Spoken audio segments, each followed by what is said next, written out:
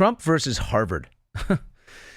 It's the new civil right, as in right wing, which means the right wing is now using civil rights as a cudgel against the left. I mean, since the 1960s, it's been the opposite, right? I mean, Trump says to Harvard failed to live up to both the intellectual and civil rights conditions that justify federal investment.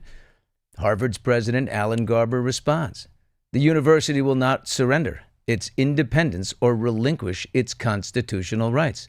Trump, ever the counterpuncher, posts on Truth Social, perhaps Harvard should lose its tax-exempt status and be taxed as a political entity if it keeps pushing political, ideological, and terrorist-inspired / supporting sickness. He wrote on his little account there, he said, remember, tax-exempt status is totally contingent on acting in the public interest. All right, so who's right? Who's wrong? Should Harvard, which, by the way, has a $53 billion endowment, also get the benefits of government funding? Or is Trump's move, as Larry Summers, who's the Treasury Secretary under Clinton and former president of Harvard, he put it, is Trump's move unlawful? Columbia University, as you probably know, caved to Trump. Princeton did not. They're in an ongoing battle with him. Depends on how you interpret the law, I think, right? Like what's the definition of civil rights? DEI, right? Skin color, gender is, big on the left. Diversity of opinion, points of view is, that's civil rights on the right. Trump wants an outside evaluation to see if there's an array of opinion and ideology being taught and debated on campus. I think that's fair. It seems to me, there's ample evidence that these major Ivy League universities are breeding grounds for indoctrination. I mean, they're just all preaching the same thing. And I'd like to see a diversity of point of view. I'd like to see, we can't have at a major university like Harvard that's getting billions of dollars from the government, and they already have $53 billion. You shouldn't be able to invite anyone onto that campus to express their points of view. You can't be breeding a student body that is afraid that someone's opinion or point of view is going to harm them. Come on. It's only going to open their eyes. So look, I kind of stand with Trump on this one. I do. So who the hell is Abrego Garcia?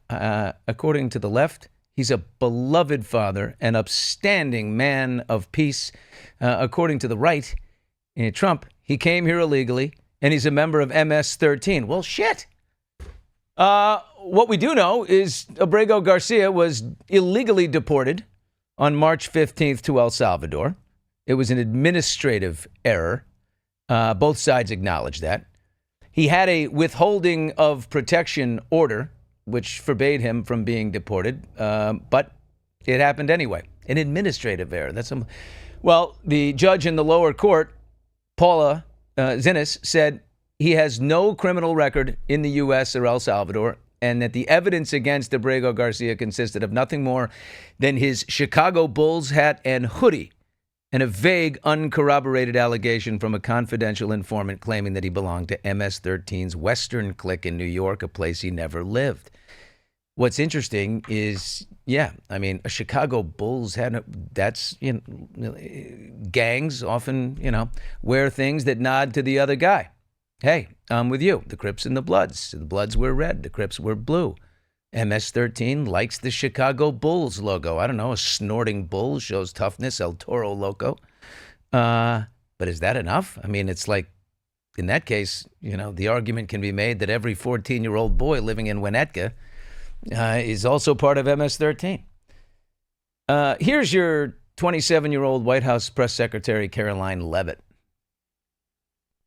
On that note, the Democrat and media outrage over the deportation of Abrego Garcia, an MS-13 El Salvadorian illegal alien criminal who is hiding in Maryland, has been nothing short of despicable. Based on the sensationalism of many of the people in this room, you would think we deported a candidate for Father of the Year. That's because, unfortunately, many in this country care more about this quote-unquote Maryland father, a legal alien MS-13 gang member, than a Maryland mother and an American citizen who was brutally murdered at the hands of a different illegal alien. Of course, I am referring to Rachel. First of all, she's 27 years old. I got a daughter who's 26. How do you... If you like her, you like her. If you don't, you don't. But, I mean, composure to stand up in front of the world's media like that every day with that kind of confidence. Oh, my God. But look, what does she say? By the way, this just happened within the last hour. We are live on TuneIn and YouTube, so we can tell you. The Department of Homeland Security put out a restraining order that they found from 2021. The man's wife, Abrego Garcia's wife, filed a restraining order in 2021 saying he was abusive to her. Now, in fairness, she then replied, well, I didn't want things to escalate, so I took a safety measure. They did not escalate. He and I ended up going to therapy together. Apparently, an MS-13 guy in therapy? What is this, The Sopranos? The Supreme Court. So the Supreme Court ordered on April 10th that the government must facilitate Garcia's return to the United States. But they stopped short of backing a lower court's earlier directive that the government has to effectuate his return. So you got the word facilitate versus effectuate. The Supreme Court says facilitate, and the lower court says effectuate. Trump says if he shows up, this guy, at a port of entry, El Salvador delivers him to the border, we will arrange transportation for him, and he can be tried here.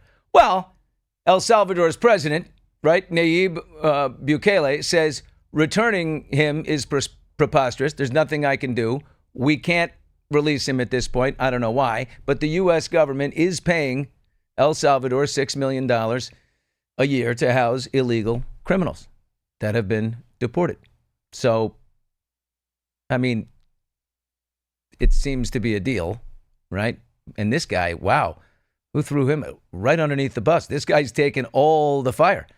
If the El Salvadoran president says, you know what, we'll return him, then that's it. Game, set, match, point. Back goes Abrego Garcia to his wife in Maryland. So what does the Supreme Court do now? Return the guy? Like, it seems to me, just show the evidence of MS-13 involvement. They've got a confidential informant that said the guy's part of MS-13. Well, deconfidentialize this guy. You know, you're releasing the JFK assassination files. We're releasing 9/11 files. Like, you're not confidential anymore, informant. Tell us what you know and provide evidence that beyond a Bulls jersey that the guy's in MS-13. In that case, stay down in that terrible prison. Oh, my God, did you see that mega prison? It's called like CCOT. I mean, it's got 80 guys to a cell, 80 guys in one room. They all have metal beds, like no linens, nothing. And they're in there for 23 and a half hours a day. 30 minutes they get to go outside and, do something. I mean, this place is absolutely, if you saw Prison Break, the creepy feeling you got there, this thing is just beyond. But anyway, provide that evidence, right? So CNN did a poll. Like, how's Trump doing? He's got so many fights going on right now. Does the good outweigh the bad is the question we asked at the beginning. But, he's fighting with everybody. CNN has a poll of independent voters. Now it is CNN, and they're terrible fake news, according to Trump. They feel that he's vacated the center entirely. Net approval rating for Donald Trump is negative 22%, 29% when it comes to the negative 29% when it comes to the economy.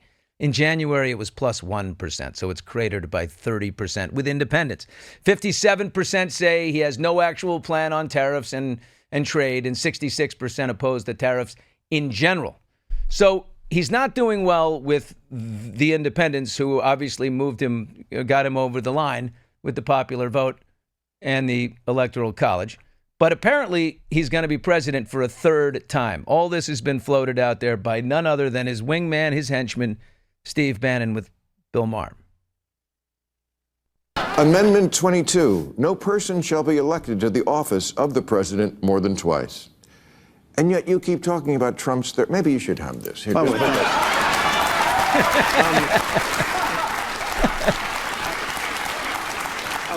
I'll get you to sign it backstage and underline. Look, President Trump didn't bring up running for a third term. Myself and others brought up running for a third term. President Trump is going to run for a third term, and President Trump is going to be elected again on the afternoon of January 20th of 2029. He's going to be president of the United States. Okay, but the thing I just read in there, it seemed like there was no wriggle room there. It seemed like it was just, 8 or 10 words that said only 2 times. We have a team. I'm just loving Bill Maher more and more and more these days. I mean, it just seems like there's no wiggle room here, right? Like it's a little thing called the Constitution. There is no question that Trump is going to try to run for a third term. There's no question. I mean, look, he doesn't have a great amount of respect for the rule of law. He's going to leave it up. Steve Bannon says they've got 5 or 6 options they're looking at now on how to get around it. This, I don't know. It never seems to be like whatever happens. Is it enough outrage to actually effectuate and do something? I don't know. But he's definitely wanting to run. He'll be 82 years old at the time. And definitely, look, to his credit, a much sharper, dexterous, feisty 82 than Joe Biden. That's for sure. Speaking of, in a second here, the very young and the very old in the Democrat Party are firing away and hitting Trump at every turn. Before we get to the very old, here's the very young. Look at AOC go. Donald Trump is a criminal. He was found guilty of 34 felony counts of fraud, found liable for sexual abuse. And if he wants to find the rapists and criminals in this country, he should look in the mirror. Whoa, you may not like AOC and think she's a nut, but that's a big crowd in Bakersfield, California. She and Bernie are on the road, but, that was effective, at least for her base, for her crowd. On the other hand, they decided to truck out Joe Biden for his first time since leaving office to speak. Who allowed this? Fewer than 100 days, this new administration has done so much damage and so much destruction.